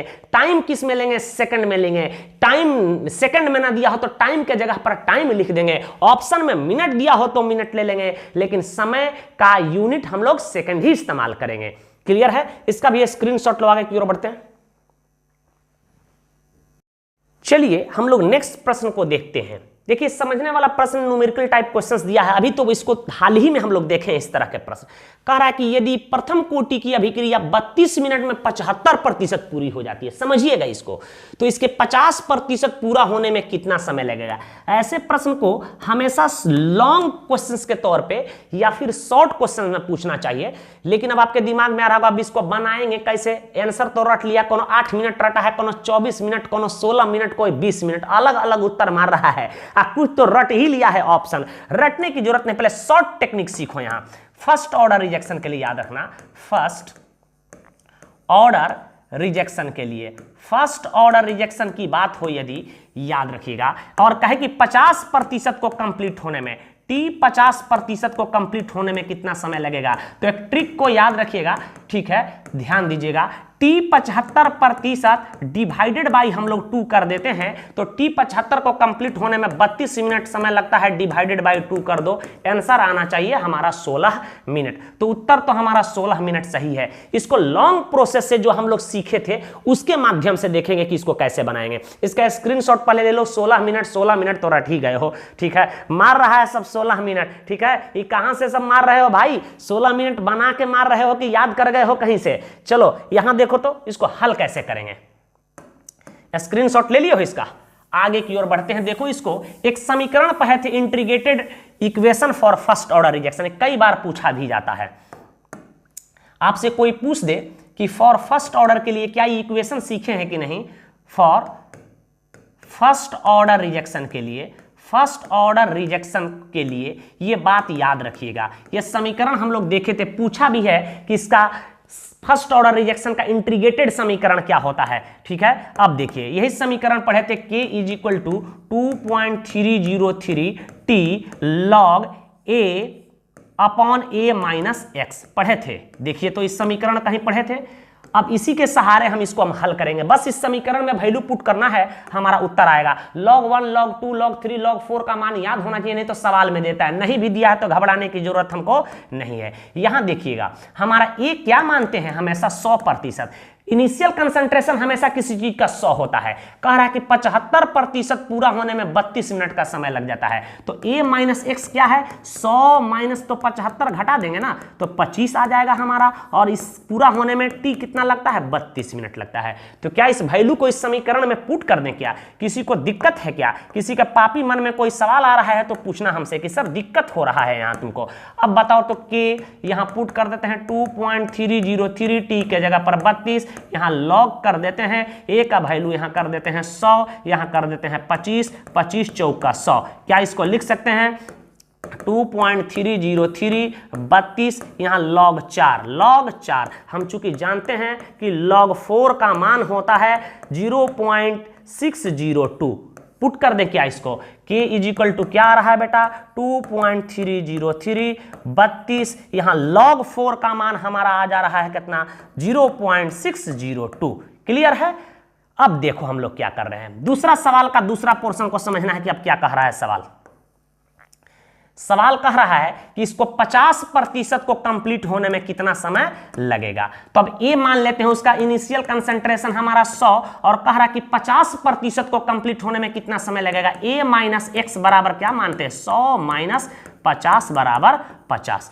तो क्या हम इस समीकरण पढ़े अभी, k is equal to 2.303 by t log a upon a minus x, उसके जगह पर हम k का वैल्यू पुट कर दें, तो k का वैल्यू तो हमारा यही निकला है बेटाओ। तो अब k के जगह पर ये पुट कर दे क्या 2.303 32 इंटू क्या आ रहा है 0.602, यही तो k हुआ। फिर समीकरण हम पुट कर रहे हैं, क्या होता है 2.303 t इंटू का होता है log a का वैल्यू होता है, यही ना पढ़े हो, a upon a minus x, यही पढ़े हो। आगे बढ़ा रहे हैं, किसी को दिक्कत होगा तो बोलना कि सर दिक्कत हो रहा है। थोड़ा सा देखते चलो, दिक्कत नहीं होगा। अब इतना लंबा क्वेश्चंस पूछ दिया है, इसको ऐसे नहीं पूछना चाहिए था। 2.303 यहां लिख देते हैं 32 इंटू 0.602, क्या लिख देंगे 2.303, यहां t log लिख देते हैं, a का वैल्यू यहां है 100, यहां a माइनस एक्स क्या है 50, 50 दूनी के 100, यहां लिख सकते हैं 2.303 divided by 32 into 0.602, 2.303 t log, यहां बेटा क्या हो जाएगा log 2, और यहां याद रखना है कि log 2 का मान होता है 0.301, आधा कर देना है। आगे की ओर बढ़ें, इसको हम और ऊपर कर लेते हैं, ध्यान दीजिएगा। अब इसको लिख दे क्या, 2.303 यहाँ 32 इंटू क्या लिख देते हैं 0.602 बराबर 2.303 टी और log 2 का मान लिख देते हैं 0.301। ये कटा दे क्या, किसी को दिक्कत? तो बता बेटा जी अब क्या आ गया 0.602 यहाँ 32 इज इक्वल टू क्या आ जाएगा 0.301 टी। इसको कटा दे क्या, 2 मर्तबे आ गया। अब बताओ तो 16 दूनी की 32, तो इसलिए हम टी बराबर क्या लिख देंगे, टी बराबर 16 मिनट हमारा आ जाएगा। तो इस तरह से आप हल कर सकते हैं इस समीकरण के आधार पे। यह याद रखिएगा कि फर्स्ट ऑर्डर की अभिक्रिया पूछे तो T50 पूछे तो T75 का आधा कर दिया जाता है, याद रखना। तो इस टेक्निक से बना सकते हो। इस तरह के प्रश्न आए भी एग्जाम में तो इसको इग्नोर करके आगे बढ़ना है, समय को बचाना है। चूंकि आपको काबिल वहां नहीं बनना है, आपको अटेम्प्ट करना है, कोशिश करना है कि कम समय में सही से सही प्रश्नों का हम उत्तर दे सके। 70 में चूंकि आपको देना है 35 सही का उत्तर। तो इसका स्क्रीनशॉट ले लो, फटाफट लेते चलो स्क्रीनशॉट, लेते चलो देख लो कैसे हुआ है। ले लो स्क्रीनशॉट ले लो। ले लिए हो तो आगे की ओर बढ़े, बेटा। चलो अब आगे की ओर हम लोग बढ़ते हैं, फटाफट नोट कर लो। नेक्स्ट प्रश्न बहुत ही महत्वपूर्ण। इस तरह के प्रश्न कई बार हम बता चुके हैं और कई बार इसे पूछा गया है। एक रेट इक्वेशन दिया हुआ है, कह रहा है कि रेट इज इक्वल टू दिया है k इंटू ए के पावर 2 इंटू बी के पावर 1। किसी भी चीज का कुछ पावर नहीं होता है तो इसका पावर 1 समझते हैं। तो कहता ऑर्डर निकालो, तो ऑर्डर निकालना n का सूत्र यही बताए थे, साधारण पदों के घातांकों का योग होता है, अल्फा प्लस बीटा का योग होता है। अल्फा यहां दिया है 2 प्लस 1 बराबर हमारा क्या होगा, यह तृतीय कोटि की अभिक्रिया होगी। क्या होगी, तृतीय कोटि की अभिक्रिया होगी। ये पावर को केवल जोड़ दिया जाता है। यदि ऐसे देता एक समीकरण, ऐसे रेट दिया हुआ है उसका r इज इक्वल टू के, अब कह देता कि a के पावर यहां देता 1/2, यहां देखा का b के पावर यहां देता 1, कहता कि इसका ऑर्डर निकालो। तो ऑर्डर निकालने का 1 पूरा 1/2 प्लस 1 इज इक्वल टू क्या लिख सकते हैं 1 इतना, या इसी को लिख सकते हैं 1/1.5, या इसी को हम लोग लिख सकते हैं 3/2। तो इस तरह से भी हम प्रश्न बना सकते हैं। कोई भी रेट इक्वेशन दिया हो उसके आधार पर हम लोग कोटि बता सकते हैं। तो अभिक्रिया की कोटि, अभिक्रिया की आणविकता कई बार पूछे गए हैं। Pseudo order rejection, activation energy, ये कई बार छोटे छोटे प्रश्न पूछे गए। इसका रिवीजन आप निश्चित रूप से करके जाइएगा। इसका स्क्रीनशॉट ले आगे की ओर बढ़ते हैं। चलिए देखिए, पूछ रहा है कि भौतिक अधिशोषण के लिए अधिशोषण की ऊष्मा होती है, एंथैल्पी पूछ रहा है। देखिए भौतिक अधिशोषण, रासायनिक अधिशोषण, lyophobic colloid, Tyndall effect, Brownian गति, पेप्टाइजेशन, ठीक है, हार्डी सुल्ज का नियम, यह इलेक्ट्रोकेमिस्ट्री से बड़ा ही महत्वपूर्ण है। ठीक है, हेट्रोजीनियस कैटालाइसिस, होमोजीनियस कैटालाइसिस, ठीक है, कैटालाइसिस क्या है, ये तमाम तथ्य को आप पढ़ के जाइएगा। ठीक है, कोलाइड निलंबन क्या है, एरियोसोल क्या है, ये सब पूछा जाता है। पायस क्या है, पायसीकरण क्या है, छोटी छोटी टर्म आपसे पूछ देगा। तो कह रहा है कि भौतिक अधिशोषण, अधिशोषण क्या है आप जानते हैं, किसी भी पदार्थ के सतह पर कोई चीज चिपकता है, उस पर जाके सटता है, उसी का नाम है अधिशोषण, याद रखिएगा। ठीक है, अधिशोष्य क्या होता है, जो चिपकता है वो अधिशोष्य है, और जिस पर चिपकता है उसको अधिशोषक कहते हैं। जैसे मेरे हथेली पे मेहंदी चिपक जाए तो मेहंदी अधिशोष्य हुआ और हमारा हथेली अधिशोषक हुआ। तो इस घटना को अधिशोषण कहते हैं। और ये भी 2 प्रकार के होते हैं, रासायनिक अधिशोषण और भौतिक अधिशोषण। भौतिक अधिशोषण में क्या होता है, अधिशोष और अधिशोषक के अणु कमजोर वांडरवाल फोर्स से जुड़े होते हैं, और जब कमजोर वांडरवाल फोर्स से जुड़े होते हैं उसके तोड़ने में कम एनर्जी लगेगी, याद रखना। और वैसे अधिशोषण की क्रिया जिसमें अधिशोषक के सतह पर अधिशोष्य के अणु मजबूत रासायनिक बंधन के द्वारा जुड़े होते हैं तो उसको रासायनिक अधिशोषण कहते हैं। तो याद रखना है कि भौतिक अधिशोषण पूछ दे, भौतिक अधिशोषण का है तो याद रखिएगा इसके एंथैल्पी का मान, इसके एंथैल्पी का मान याद रखिएगा 20 से 40 किलो जूल पर मोल होता है, 20 से 40 किलो जूल पर मोल होता है। और यदि रासायनिक अधिशोषण की बात करें जिसमें अधिशोष और अधिशोषक के बीच मजबूत रासायनिक बंधन लगा होता है, इसको तोड़ने में अधिक एनर्जी की आवश्यकता पड़ती है, तो रासायनिक अधिशोषण पूछे, रासायनिक अधिशोषण पूछ दे आपसे, रासायनिक अधिशोषण पूछ दे, तो इसकी एंथैल्पी होती है, याद रखना, इसकी एंथैल्पी होती है 80 से लेके 240 किलो जूल पर मोल होता है। याद रखिएगा, यह भौतिक अधिशोषण जो होता है रिवर्सिबल होता है, उत्क्रमणीय होता है, और यह इरिवर्सिबल होता है। यह मल्टी मॉलिक्यूलर लेयर का निर्माण करता है, कई बार पूछा गया है, मल्टी मॉलिक्यूलर लेयर का निर्माण करता है, मल्टी मॉलिक्यूलर लेयर का निर्माण करता है। कोई पूछे ये कैसा लेयर बनाएगा, यूनी मॉलिक्यूलर लेयर का निर्माण करता है, यह यूनिमॉलिक्यूलर लेयर का निर्माण करता है। याद रखिएगा, ताप को बढ़ाएंगे तो भौतिक अधिशोषण, याद रखिएगा, भौतिक अधिशोषण जो होती है, भौतिक अधिशोषण दो याद रखना है, शोषण जो होता है, भौतिक अधिशोषण घटता है। और याद रखिएगा, इसमें ताप को बढ़ाते हैं तो रासायनिक अधिशोषण जो होता है, रासायनिक अधिशोषण में वृद्धि होती है। याद रखना है, यह रिवर्सिबल होता है या इरिवर्सिबल होता है। इसका एंथैल्पी का मान 20 से 40 किलो जूल पर मोल होता है, इसका 80 से 240 किलो जूल पर मोल होता है। इसमें अधिशोष्य के अणु और अधिशोष्य के बीच कमजोर बल लगा होता है, कमजोर वांडरवाल फोर्स से जुड़े होते हैं, और इसमें अधिशोष और अधिशोषक के अणुओं के बीच मजबूत बल लगा होता है। यह मल्टी मॉलिक्यूलर लेयर का निर्माण करता है, यह यूनिमॉलिक्यूलर लेयर का निर्माण करता है। ये ठीक है, यह ताप बढ़ने पर भौतिक अधिशोषण घटता है, ताप बढ़ने पर रासायनिक अधिशोषण में वृद्धि होता है। एक चीज याद रखिएगा, यह दोनों ही अधिशोषण की क्रिया, चाहे भौतिक अधिशोषण हो या रासायनिक अधिशोषण हो, ऊष्माक्षेपी होता है। यह कई बार क्वेश्चन पूछा गया है कि अधिशोषण की घटना कैसी होती है, ऊष्माक्षेपी, चाहे रासायनिक हो चाहे भौतिक हो। तो इतनी बात भी आप याद रखिएगा, इसमें अंतर लिखने के लिए भी पूछ दे तो आप आसानी से इसका उत्तर दे सकते हैं। इसका भी स्क्रीनशॉट लें आप।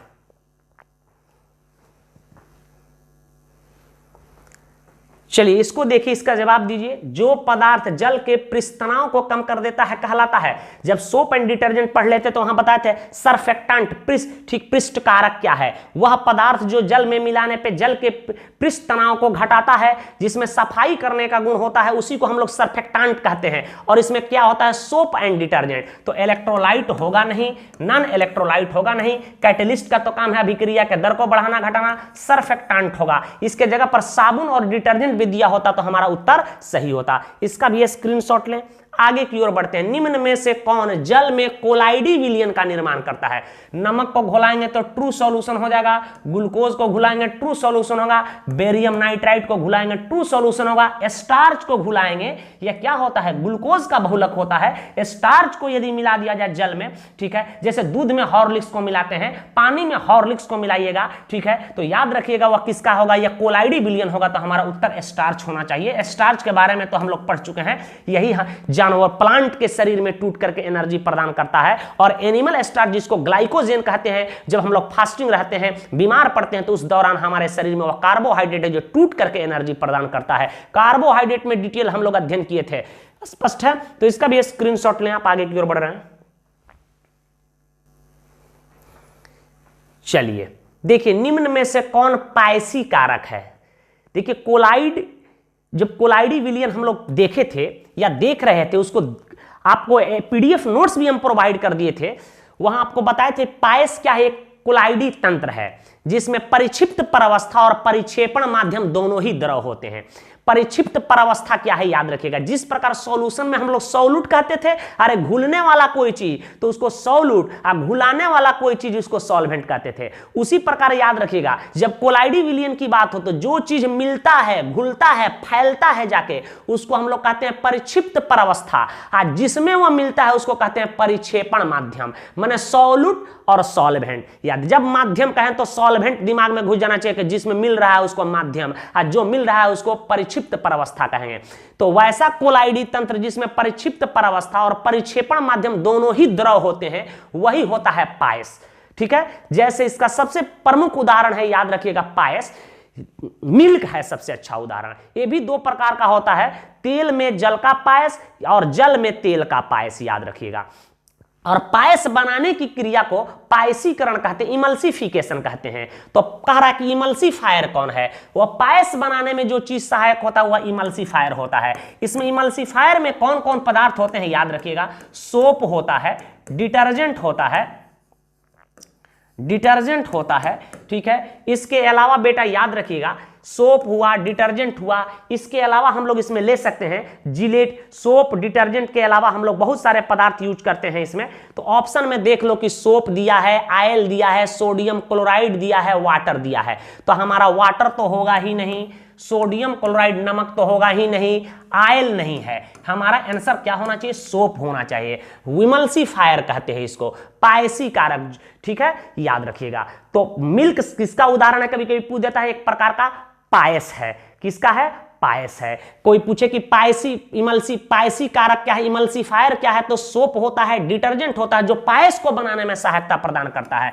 सोप को मिला दो, डिटर्जेंट को मिला दो, ये प्रोटीन को भी मिला सकते हो, प्रोटीन को भी मिला सकते हो, प्रोटीन का पाउडर ले सकते हो, हॉर्लिक्स मिला दो, ठीक है, प्रोटीन का पाउडर घोर के आने वाला उसको मिला दो, तो क्या होगा? वह पायसी कारक होगा। तो पायस का उदाहरण कई बार पूछे गए हैं। कोलाइड से 2-4 प्रश्न पूछे जाते हैं, उसको दिमाग में याद रखिएगा।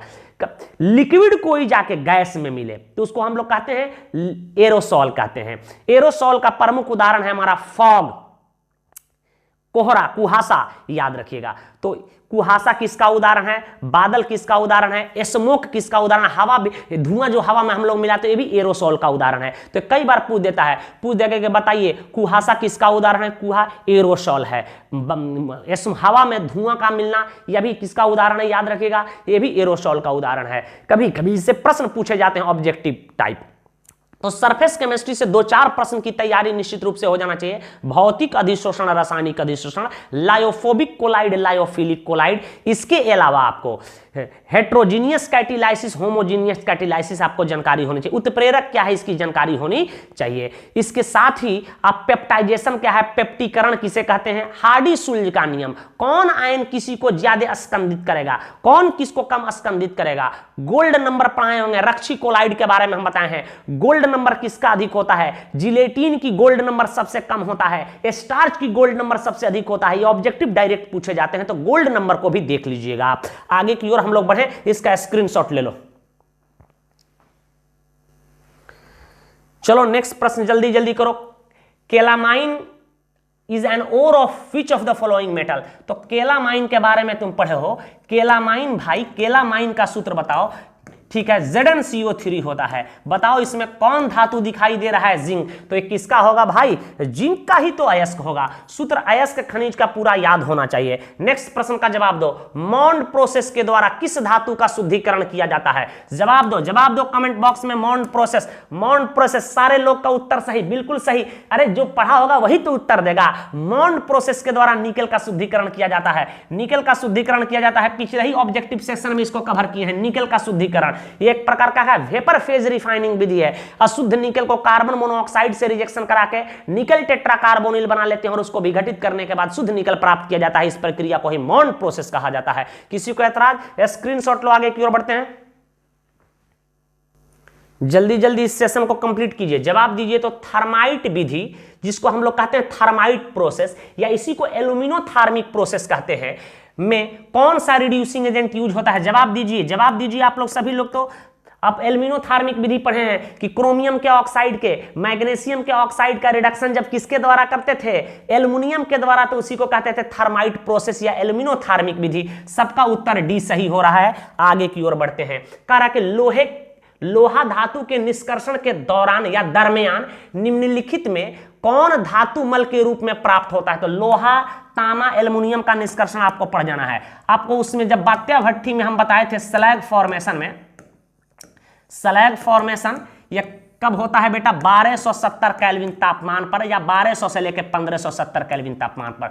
हेमेटाइट को कोक, चूना, पत्थर, सिलिका के साथ जब मिश्रित करके हम लोग वत्या भट्ठी में डालते हैं तो यही कैल्शियम कार्बोनेट जो होता है सबसे पहले टूट जाता है, ठीक है, 1270 केल्विन पर। और क्या देता है? CO plus SiO2, CO plus CO2 देता है। और ये CO जो होता है सिलिका के साथ संयोग करके, यही सिलिका हमारा फ्लक्स का काम करता है, संयोग करके कैल्शियम सिलिकेट नामक धातुमल बना लेता है। इसी को स्लैग कहते हैं। तो इसका उत्तर बहुत लोगों का सही आ रहा है कि कैल्शियम सिलिकेट होना चाहिए। ये नहीं होगा, ये नहीं होगा, ये नहीं होगा। क्लियर है? और बताए थे कि कॉपर के निष्कर्षण में फेरस सिलिकेट धातुमल बनता है। याद रखिएगा, डायरेक्ट क्वेश्चन से पूछे जाते हैं। अब देखिए इसका उत्तर दिए, सबसे कम क्वथनांक वाली गैस, लोएस्ट बॉइलिंग पॉइंट। याद रखना कि हीलियम का बॉइलिंग पॉइंट जो सबसे कम होता है, लोएस्ट बॉइलिंग पॉइंट हीलियम का होता है, याद रखिएगा। हाइड्रोजन नहीं होगा, इसका कारण है कि इसका साइज छोटा होता है और इनके अणुओं के बीच वीक वान डेर वाल फोर्स क्रियाशील होता है, जिसके कारण इसकी बॉइलिंग पॉइंट सबसे कम मानी जाती है। हीलियम से संबंधित कुछ और बात बता रहे हैं हम आपको, याद रखिएगा, ठीक है। इससे प्रश्न पूछा जाता है हीलियम का प्रमुख स्रोत बताइए। आपको बताए थे हीलियम का प्रमुख स्रोत जो होता है एक रेडियो एक्टिव खनिज है, मोनाजाइट होता है, मोनाजाइट होता है। इससे रेडियो एक्टिव एलिमेंट रेडियम आदि की प्राप्ति हम लोग करते हैं, ठीक है। आपको एक चीज और बताए थे, यदि ये ना दे तो इसका प्रमुख स्रोत सन माना जाता है। इसका कमर्शियल स्रोत कोई पूछ दे, इसका कमर्शियल स्रोत कोई पूछे क्या होता है, व्यापारिक स्रोत कोई पूछे क्या होता है, तो याद रखेगा नेचुरल गैस होता है। नेचुरल गैस, जमीन से जो गैस निकाला जाता है नेचुरल गैस, उसमें भी अल्प मात्रा में हीलियम पाई जाती है। तो हीलियम का व्यापारिक स्रोत नेचुरल गैस, प्रमुख स्रोत मोनाजाइट, और कह दे ऑप्शन में ना मोनाजाइट दे एक प्रकार की खनिज है तो सन होना चाहिए, याद रखेगा। इतना बात तो याद ही होनी चाहिए। एक प्रश्न और कभी कभी पूछ देता है, 4 नोबेल गैस दे देगा, हीलियम, नियन, आर्गन, क्रिप्टन, कह देगा सबसे लेस पोलर कौन होता है, सबसे कम ध्रुवीय कौन होता है, याद रखेगा, लेस पोलर होता है, याद रखेगा, लेस पोलर होता है, कम ध्रुवीय होता है। कई बार यह क्वेश्चन पूछा गया है, कम ध्रुवीय होता है। सभी हमारे नोबेल गैस में सबसे कम ध्रुवीय होता है ये। कोई पूछे क्या है, बोलना कि साइज छोटा होने के कारण, साइज क्या होता है, स्मॉल होने के कारण ये ऐसा गुण को प्रदर्शित करता है। सभी ज्ञात तत्वों में याद रखिएगा ऑल, इसका आईपी का मान, आयोनाइजेशन विभव का मान क्या होता है, हाई होता है। इतनी बात तो आपको याद ही होनी चाहिए। पूरी इनर्ट गैस में वायुमंडल में सर्वाधिक आर्गन पाया जाता है 0.98%। ऑप्शन में 1% भी दे तो आप टिक लगा दीजिएगा। नाइट्रोजन को फाउल एयर कहते हैं। पूरी ब्रह्मांड में सर्वाधिक मात्रा में हाइड्रोजन पाया जाता है। सब छोटा छोटा प्रश्न आपको याद भी रखना है। स्क्रीनशॉट ले आगे की ओर बढ़ते हैं।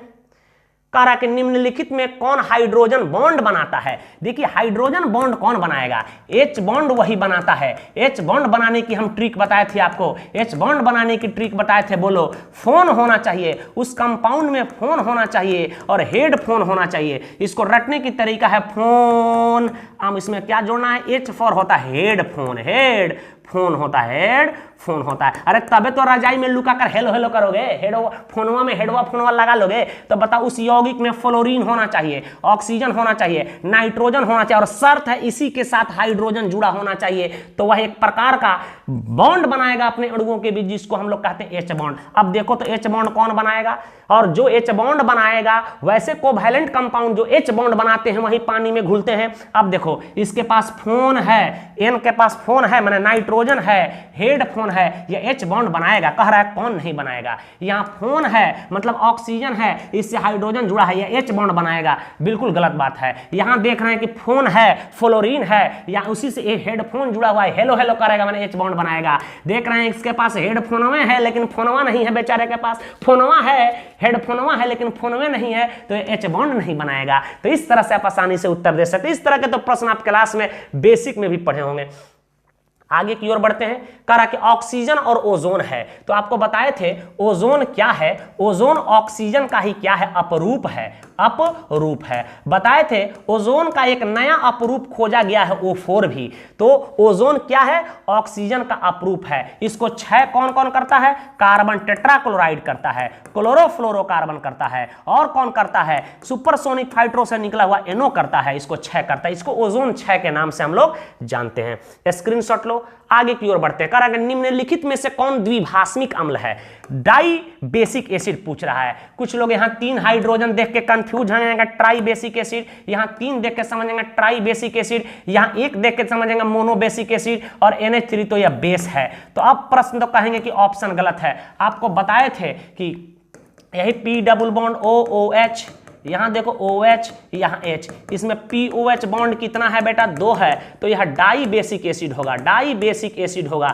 इसी को कहते हैं अर्थोफॉस्फोरस एसिड। दिखाई देता है हाइड्रोजन 3, लेकिन इसकी बेसिसिटी होती है 2, 1 होगा। इसका बेसिसिटी 1 होता है, P double bond OOH H। कोई पूछे कि बता इसमें POH बॉन्ड कितना है, यही तो टूट के H प्लस देगा, ये जितना होगा यही टूट के देगा। 1 है तो यह कैसा होगा, यह मोनो बेसिक होगा, मोनो बेसिक होगा। होगा। एक से प्रश्न भी पूछे जाते हैं कि H3PO3 के तुलना में H3PO2 प्रबल रिड्यूसिंग एजेंट होते हैं, क्यों? पीएच बॉन्ड जिसमें ज्यादा होगा वह अच्छा रिड्यूसिंग एजेंट होगा, जिसमें पीएच बॉन्ड कम होगा वह उससे कमजोर रिड्यूसिंग एजेंट होगा। तो इसका भी जवाब लिख सकते हैं कि H3PO2 में पीएच बॉन्ड की संख्या H3PO3 के तुलना में अधिक है, अतः H3PO2 अच्छा रिड्यूसिंग एजेंट होता है। इस तरह का सवाल हम बनवाए भी होंगे क्लासरूम में, इसका भी स्क्रीनशॉट लो।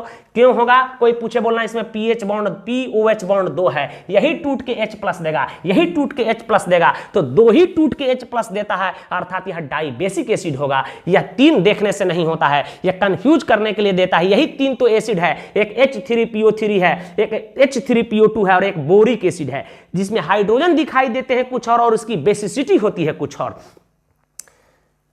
नेक्स्ट क्वेश्चन की तरफ बढ़ रहे हैं। संक्रमण तत्वों का स्थान आवर्त सारणी के अंतर्गत आता है। आपको पता ही है संक्रमण ट्रांजिशन एलिमेंट को ही हम लोग डी ब्लॉक के तत्व कहते हैं। ट्रांजिशन एलिमेंट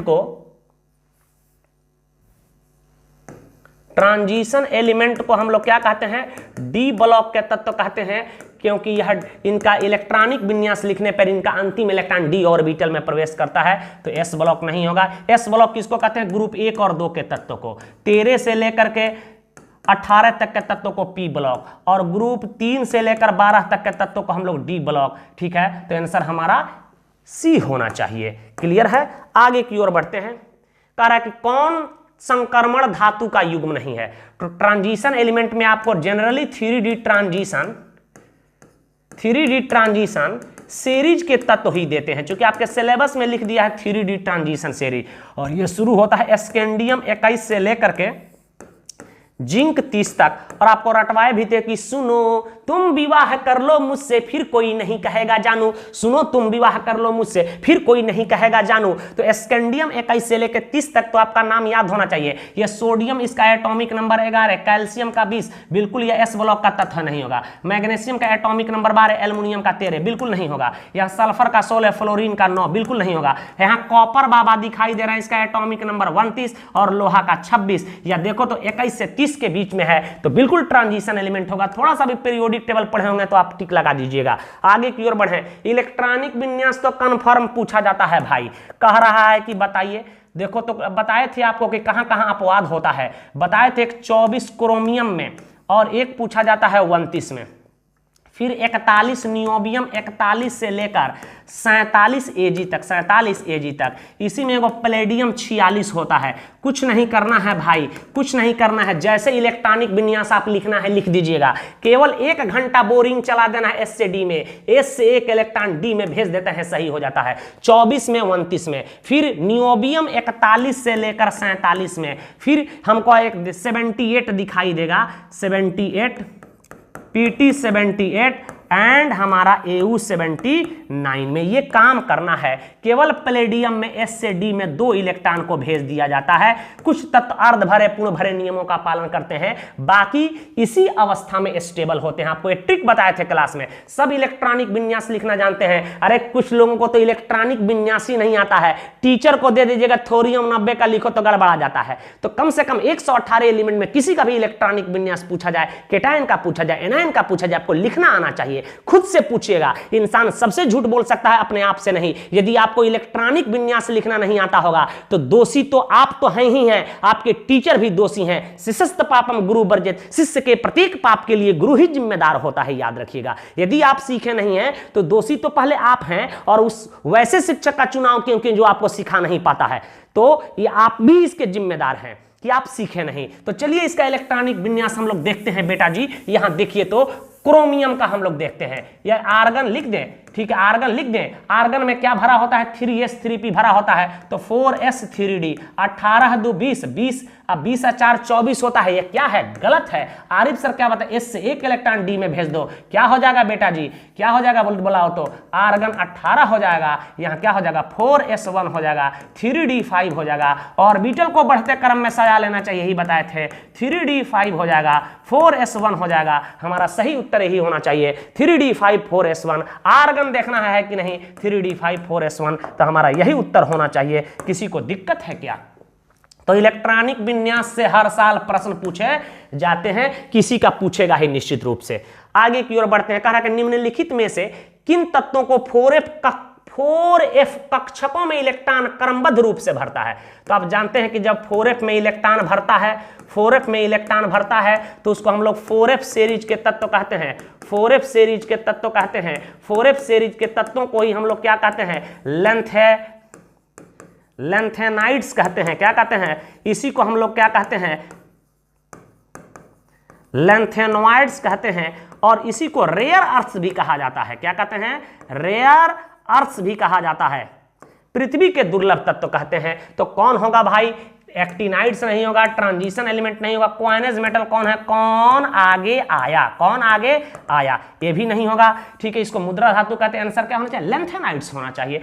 इतना आसान प्रश्न बोर्ड में पूछा जा रहा है। अब कह रहा है कि Fe -3 में Fe की ऑक्सीडेशन है। ओरली निकाल सकते हो, 6 एकम -6 इधर जाएगा तो +6 में से 3 गया, Fe का क्या आ जाएगा हमारा +3। देखो तो यहाँ Fe दिया है और क्या दिया है, यहाँ Cn का, यहाँ दिया है बेटा Fe, यहाँ Cn का होल 6, यहाँ दिया है -3। देखो तो Fe यहाँ लिख सकते हैं 6 और साइनाइड पे -1 चार्ज होता है इज इक्वल टू -3, या Fe -6 इज इक्वल टू -3, या Fe -6 इधर जाएगा +6 में से 3 गया, Fe बराबर +3। तो यहाँ Fe की ऑक्सीडेशन स्टेट क्या आएगा, +3। तो कोऑर्डिनेशन कंपाउंड में आयुपैक नेम, इसकी ऑक्सीडेशन स्टेट निकालना, इसका इफेक्टिव एटॉमिक नंबर निकालना, इसका कोऑर्डिनेशन नंबर बताना, ये तमाम चीज पूछे जाते हैं। इसमें हाइब्रिडाइजेशन निकालना, उसकी मैग्नेटिक प्रॉपर्टी बताना, ये तमाम चीज आपको बता चुके थे।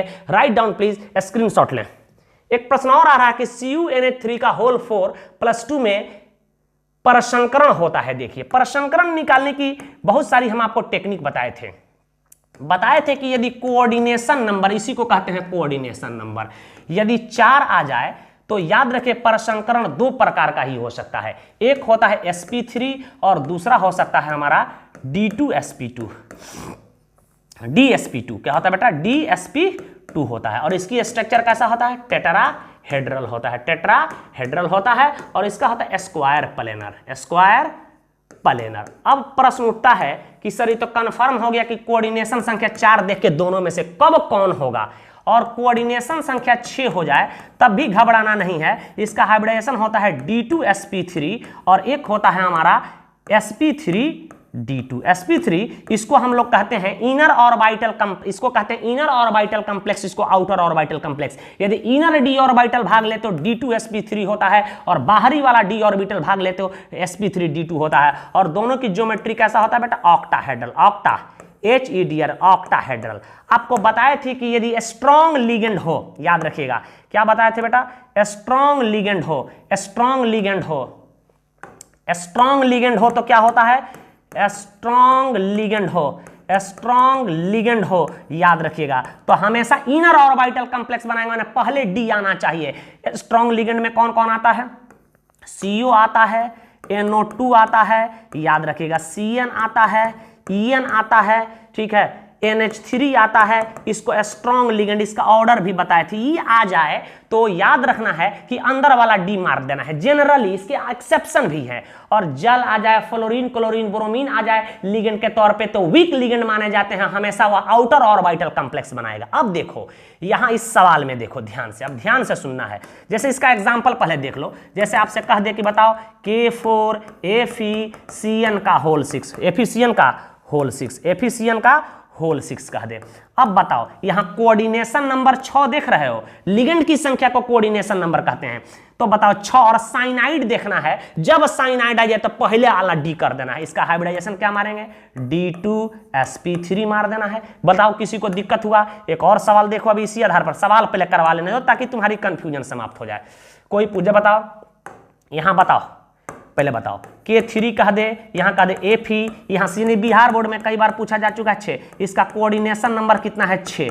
तो 6 हो गया तो यही तो 2 हाइब्रिडाइजेशन होना चाहिए, नहीं तो ये होना चाहिए, नहीं तो ये होना चाहिए। अब बताओ साइनाइड मजबूत लिगेंड है तो पहले अंदर वाला D भाग लेगा, ऐसे याद रखना, D2sp3 हो जाएगा, D2sp3 हो जाएगा। स्पष्ट है। यदि कोई पूछे भी इसके एक्सेप्शन भी कुछ है, अब तुमसे कह देगा। एक और एग्जांपल देखो, NiCN का होल 4, NiCN का होल 4 यहां दे दे -2, घबराने की जरूरत नहीं है। यहां 4 देख रहे हो, या तो sp3 होना चाहिए, नहीं तो क्या होगा, DsP2 होना चाहिए, DsP2 होना चाहिए। लेकिन देख रहे हैं कि मजबूत लिगेंड है तो हमारा sp3 नहीं होगा। कोऑर्डिनेशन संख्या क्या देख रहे हो, कोऑर्डिनेशन संख्या 4 देख रहे हो, स्ट्रॉन्ग लिगेंड हो तो DsP2 होगा, DsP2 होगा। आपको बताए थे NiCO का होल 4, NiCO का होल 4, यहां भी स्ट्रॉन्ग लिगेंड है CO, लेकिन एक्सेप्शन है। आपको बताए थे कि इसकी व्याख्या भी करके, इसमें इसकी हाइब्रिडाइजेशन होता है sp3 होता है, sp3 होता है। तो आप कोऑर्डिनेशन नंबर देख के आसानी से हाइब्रिडाइजेशन की व्याख्या कर सकते हैं। अब आइए हमारे सवाल पे, अब हमारे सवाल पे आइए। कह रहा है कि Cu NH3 का होल 4 + 2 में हाइब्रिडाइजेशन बताइए। अब देखो तो इसकी कोऑर्डिनेशन नंबर कितना है बेटा, यहां देखो, पहले देखो सवाल की कोऑर्डिनेशन नंबर कितना है। इसकी कोऑर्डिनेशन नंबर कितना है, कोऑर्डिनेशन नंबर है 4, और NH3 कैसा लिगेंड है, स्ट्रॉन्ग लिगेंड है। क्या है, स्ट्रॉन्ग लिगेंड है। तो हमेशा क्या बनाएगा, अंदर वाला d ऑर्बिटल भाग ले लेगा, तो क्या आंसर हो जाएगा, DsP2 हो जाएगा आंसर हमारा। तो इसका करेक्ट आंसर DsP2 होना चाहिए। ये तो नहीं होगा, ये दोनों तो ऐसे ही नहीं होगा, ये दोनों तो ऐसे ही नहीं होगा, चूंकि देखो कोऑर्डिनेशन नंबर 4 तो ऑर्बिटल भी 4 होना चाहिए, 2 1 3 1 4, 3 1 4, ये तो होगा नहीं, 3 1 4 2 6 ऑर्बिटल है, 3 1 4 1 5 ऑर्बिटल है, तो ये तो दोनों होगा ही नहीं। पहले ऑप्शन को काट देना है, ये तो हमारा होगा ही नहीं, ये तो होगा ही नहीं, ये तो होगा ही नहीं, इसी दोनों में से एक होगा। यदि स्ट्रॉन्ग लिगेंड हो जनरली तो याद रखना है कि हमारा अंदर वाला पहले D आएगा, और यदि नहीं हो तो हमारा क्या आएगा, बाहर वाला D आएगा। बताए थे बहुत ही महत्वपूर्ण कि प्लेटिनम हो, प्लेडियम हो, उसके साथ कोई भी लिगेंड आ जाए, स्ट्रॉन्ग हो वीक हो, हमेशा वह इनर ऑर्बिटल कॉम्प्लेक्स का निर्माण करता है। यदि तुमसे कह दे, ध्यान देना, कोई पूछ दे कि PT Cl का होल 6, Cl का होल 6, यहां लिख दे बेटा -4, तो बहुत लोग देख देंगे वीक लिगेंड है, मार देंगे इसका हाइब्रिडाइजेशन कौन सी, इसका हाइब्रिडाइजेशन मार देंगे sp3d2। लेकिन होता क्या है एक्चुअल में, D2sp3 होता है। कौन कौन तत्व होता है, प्लेटिनम और प्लेडियम आ जाए तो हमेशा वह इनर ऑर्बिटल कॉम्प्लेक्स का निर्माण करते हैं। ये तमाम चीज क्लास में एक्सेप्शन बता चुके थे बेटा।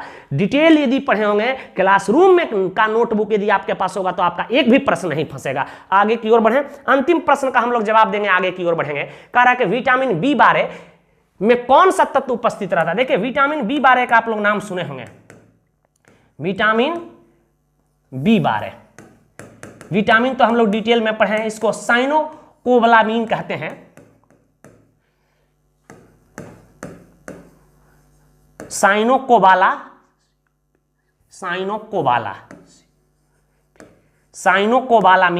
साइनोकोबालामीन कहते हैं, इसका रासायनिक नाम है। जितने भी विटामिन BC होते हैं वह पानी में घुलते हैं, याद रखना, BC पानी में घुलते हैं, BC पानी में घुलते हैं, और एक कीड़ा KEDA याद रखिएगा पानी में नहीं घुलता है। Vitamin K, vitamin E, vitamin D, vitamin A और विटामिन H दोनों में नहीं घुलता है, जिसको बायोटीन कहते हैं। अब बताइए विटामिन B12 में कोबाल्ट धातु पाया जाता है, इसीलिए इसका कोबालामीन नाम पड़ा। इसमें कोबाल्ट धातु पाया जाता है और इसकी अवस्था होती है +3। एक और बात याद रखिएगा, ही क्लोरोफिल का तो नाम सुने होंगे, क्लोरोफिल में याद रखिएगा मैग्नीशियम धातु पाया जाता है +2 अवस्था में। हेमोग्लोबिन का नाम सुने होंगे, ठीक है, इसमें Fe+2 लोहा धातु पाया जाता है, किस अवस्था में रहता है, +2 अवस्था में। इंसुलिन का तो नाम सुने होंगे, इंसुलिन का नाम सुने होंगे। एमिनो एसिड में बताए थे, इसमें जिंक धातु पाया जाता है, याद रखिएगा।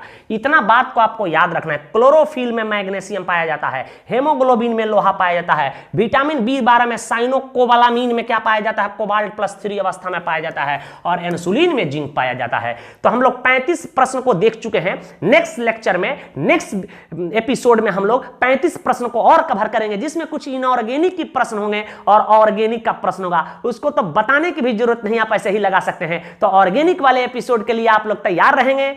धन्यवाद।